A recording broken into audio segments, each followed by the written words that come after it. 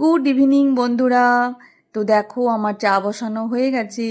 তো ভাবলাম চাটা হতে হতে হাজব্যান্ড কটা দোকানের জিনিস নিয়ে এসেছে, তো সেগুলো ঠিকঠাক করে রেখে দিই। তো দেখি কি কি নিয়ে এসেছে। তো দেখতেই পাচ্ছ তোমরা যে অনেকগুলো চাউয়ের প্যাকেট নিয়ে এসেছে। আর এই মোটা চাউটা আমার হাজব্যান্ড খেতে খুব ভালোবাসে, আর চাউটা আমাদের বাড়িতে লাগেও খুব। হাজব্যান্ডও মাঝে মাঝে সন্ধেবেলায় খায়, মেয়েও ইউনিভার্সিটি নিয়ে যায় চাও। আর এই বেসন এনেছে, মুগ ডাল এনেছে, আর একটা কি বিস্কুট নিয়ে এসেছে। তো হাজব্যান্ড মাঝে মাঝেই নানা রকমের বিস্কুট নিয়ে আসে ডিউটি থেকে, যেটা ভালো লাগবে খেতে সেরকম দেখে। আর বিস্কুটগুলো আমি সব এক জায়গাতেই ঢেলে নিই, কারণ প্রতিদিন একই রকম বিস্কুট খেতে আমার হাজব্যান্ড ভালোবাসে না। বেশি বিস্কুট হাজব্যান্ডই খায় চায়ের সাথে সাথে।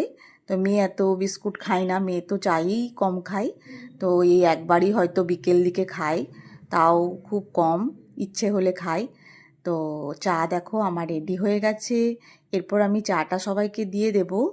হাজব্যান্ড রেডি হয়ে বসে আছে চা খাবে বলে।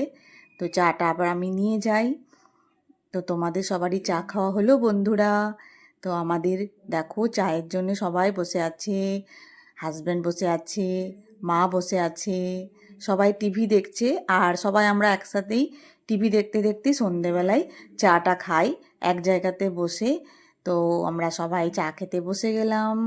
মা দেখো চা নিয়ে নিয়েছে, মা এখানে নিচে বসেই চা খায়। প্রতিদিনই মা এই নিচে বসবে আর টিভি দেখতে দেখতে চা খাবে, আর আমি চা খাচ্ছি।